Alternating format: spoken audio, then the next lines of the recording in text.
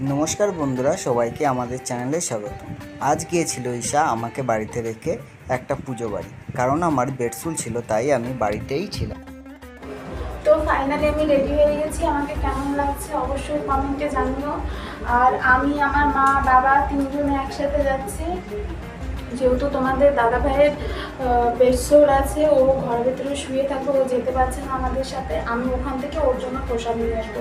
মা বাবা দুজনেই রেডি হয়ে গেছে, তো এখন আমরা তিনজনে একসাথে পুজো বাড়ি যাচ্ছি।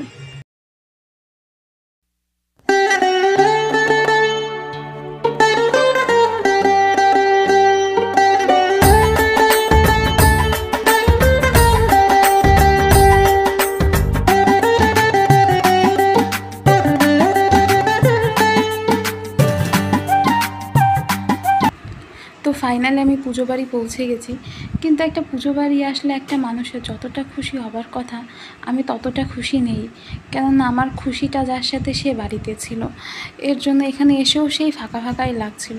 তারপরে ভেতরে এসে দেখলাম যে কত মানুষ বসে আছে, কিন্তু সেখানে আমার প্রিয় মানুষটা নেই। আর তোমরা জানো, বিয়ের পরে আমি আজ পর্যন্ত বোধহয় আমার বরের সাথে কোথাও কোনো দিন যেতে পারিনি, যার জন্য কোনো জায়গায় আমি যেতে চাই না। কিন্তু বলে না, কিছু কিছু জায়গায় না গেলে নয়, তেমন পুজো বাড়িটাও মনটাই বলে যাই যাই, কিন্তু ওকে থুয়ে আমার আসতেও ইচ্ছে করে না, আবার না গেলেও হয় না। এর জন্য আমি আজকে সেই মা বলেছিল বারবার করে যে চল, মা কালী কতবার তোকে নিরাশায় রাখে, চল গিয়ে দেখে আসি। এর জন্য ভগবানের কাছে এসেছি আজকে, যে আজকে আমি ওকে ছাড়া এসেছি, এর পরের বার যখন পুজো হবে তখন যেন দুজনে আসতে পারে।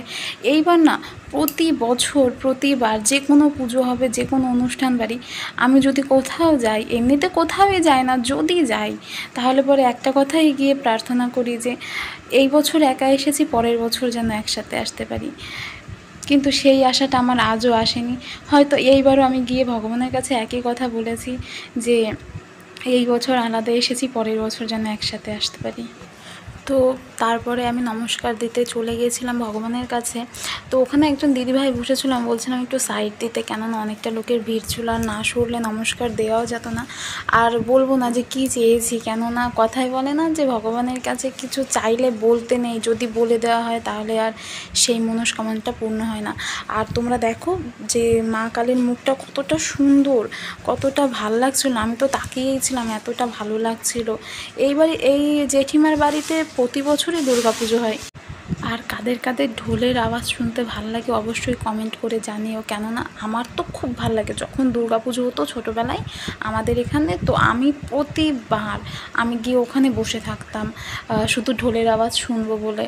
আর তোমাদের দাদা ভাই তো এত সুন্দর ওই ঢাক ঢোল বাজায়, আমাদের এখানে ঠাকুরনগরের জন্য দল যায়, আর ও প্রতি বছর ওই ঢোল বাজায়, এর জন্য আমার দেখে তো খুবই খারাপ লাগছিল। আর এই জায়গাটায় রান্নাবান্না হচ্ছিল, আর আমার মা বৌদিকে বলছিল যে শঙ্করপার জন্য দিয়ে দিতে, কেননা ও তো আসতে পারেনি। আর ও সত্যি কথা বলতে খিচুড়ি প্রসাদ খেতে খুবই ভালোবাসে। আমি যতবার কোথাও মানে যেখানেই যাব আমি তো ওর জন্য গিয়ে নিয়ে আসবোই। আর খিচুড়ি যদি হয় ও বলে দেয় যে বেশি বেশি করে নিয়ে আসবি। এর জন্য ওর জন্য আমার মা নিজেই গিয়ে বলছিল যে শঙ্করপার জন্য একটু দিয়ে দাও। আর এই যে বৌদি এসে মাকে দিয়ে বলছিল যে দেখে নাও যে হয়েছে কি না, আরও লাগবে কি না। এর জন্য মারও একটু কষ্ট লাগছিল যে শঙ্করপা আসেনি, তাও কোনো ব্যাপার না, মা নিয়ে হাঁটা দিচ্ছিল, বলছিল কি যে আগে গিয়ে দিয়ে আসি, ও আগে খেয়ে নিই। তারপরে শঙ্করপা মাঝখানে ফোন করে বলেছিল যে না মা, তোমরা খেয়ে আসো, আমি গিয়ে তোমরা খেয়ে আসো, তারপরে আমাকে শান্তিভাবে দেবে, তারপরে আমি খাবো, ঈশাকে পাশে বসিয়ে নিয়ে খাবো। এর জন্য আমার মা এটা নিয়ে আমার জ্যাঠাবাড়ি গিয়ে থুয়ে এসেছে। আর এখানে ওই যে আমার বৌদির একটা মা, আমার পাশের বাড়ির বৌদি আছে একটা, ওনার মা কি সুন্দর নাচ করছিল, এর জন্য আমি ভিডিও করছিলাম।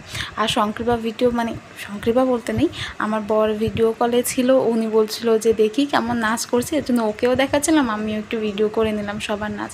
আর বাচ্চাগুলো কি সুন্দরভাবে নাচছিল। আর কথাই বলে না যে একটা বউয়ের সমস্ত সুখ, খুশি, আনন্দ, পূর্ণতা পাই তার বরের সাথে, কিন্তু আমার খুশি, শখ, আনন্দ সবই অপূর্ণ ছিল সেই দিন। যাই হোক, সবার ভাগ্য তো সমান হয় না, হয়তো আমারটাই খারাপ যার জন্য আমারটা পূর্ণ হয়নি। যাই হোক, এইটা হচ্ছে আমার মানে ওই জেঠিমাদের বোধহয় ঘট বসানো থাকে, প্রতি বছর পুজোর দিন এই ঘরটাকে চেঞ্জ করে দেওয়া হয় আর ওই মন্দিরের কালীমাকে বাইরে বের করে এখানে রাখা হয়। সত্যি অদ্ভুত জিনিস না? মানে পুজোটা এতদিন ধরে এই ঠাকুর পেতো, আজকে নতুন ঠাকুর পাতিয়ে এই ঠাকুরকে পাশে থুয়ে দেওয়া হয়েছে। বিসর্জন দেবে কি না সেটাও জানি না, কি করবে। আর এই ক্যাটারিংয়ে আমার দাদা ছিল, এটা ছিল আমার দাদা, আর আমাকে বকছিল যে ভিডিও করছিস কেন, খেতে বসবি এখন। আর আমার বাবা তো লাইন লাগিয়ে পারেনি সিট বুকিং করতে, আমার মা ভেতরে এসেই কাকে যেন বলেছে যে তারপরে যাই হোক বসে তো পড়েছি। বসার পরে ওই যারা খেয়েছিল তাদের পাতাটা ছিল সেটা এখনও পরিষ্কার করেনি। আর আমার সামনে যেই দুটো বুনুয়া বসে আছে ওরা তো দেখে দেখে হাসছিল, হেসে বলছিল যে দিদিভাই তুমি কি করছো। আমি বললাম যে আমি এরকম ভিডিও করছি, তুমি যদি হাই বলতে চাও তাহলে বলতে পারো। তাই ওরা দেখছিল, লজ্জা পাচ্ছিলো, আসলে বাচ্চা মানুষ তো এর জন্য। আর পাশের সিটে বসেছিল আমার মা বাবা, বসে এরকম আমার দিকে যেই ঘুরেছে আমার বাবা দেখছে কি আমি ভিডিও করছি, এর জন্য বাবা লজ্জা পেয়ে মাথা নিচু করে নিয়েছিল। আর বাবাদের সিটে তো ওইদিকে সেই যেটা উপরে দেয় ওটা দিয়ে দিয়েছে, আর আমাদের টেবিল থেকে এই যে নিয়ে গেল। আর প্রত্যেকটা মুহূর্তে প্রত্যেকটা সময় আমার শুধু একটা কথাই মনে হচ্ছিলো, ইস যদি ও আসতে পারতো তাহলে কত ভালো হতো, কতটা মজা হতো। আর ভেবে সত্যি খুব খারাপ লাগছিলো। আর এদিকে খাওয়া হয়ে গেছে, মানে খাওয়ার ভিডিওটা শ্যুট করিনি, কেননা আমার বাবা তো না, আমার দাদা খুব বকছিল। আর তারপর বাড়ি চলে এসেছিলাম, তো মা এনেই ওইটা বলছিল, তারা আমাকে তাড়া দিচ্ছিলো যে তাড়াতাড়ি শঙ্করিবাকে বেরিয়ে দে। তো ওই দিকে আমার দিদির শরীর খারাপ হয়েছিল, আমার দিদির মানে আমার জামাইবাবু আমাকে ফোন করে বলছিল যে এরকম তোমার দিদির শ্বাসকষ্ট উঠেছে, ওকে হসপিটালে নিয়ে যাচ্ছি। তো মা এখানে তাড়াতাড়ি ওকে ভাত দিয়ে দিচ্ছিলো, আমি আবার মার জামা কাপড় গুছিয়ে দিচ্ছিলাম যে যেতে হবে মাকে, এর জন্য মা তাড়াতাড়ি ওকে ভাত বেড়ে দিচ্ছিল। দেওয়ার পরে ও খাবে আর আমার মা বেরিয়ে যাবে। আর তোমাদের কাছে আমার একটাই অনুরোধ যে ভিডিওটা ভালো লাগলে অবশ্যই লাইক, কমেন্ট, শেয়ার, সাবস্ক্রাইব করতে ভুলো না। আর আমি যদি কিছু ভুল বলে থাকি অবশ্যই আমাকে কমেন্ট করে জানাও, যাতে আমি আমার ভুলটা শুধরে নিতে পারি। তো মার ওকে খেতে দেওয়া হয়ে গেছিলো, মা ওকে খেতে দিয়েই নিজে রেডি হতে চলে গেছিলো, কেননা মাকে যেতে হবে দিদির কাছে হসপিটালে।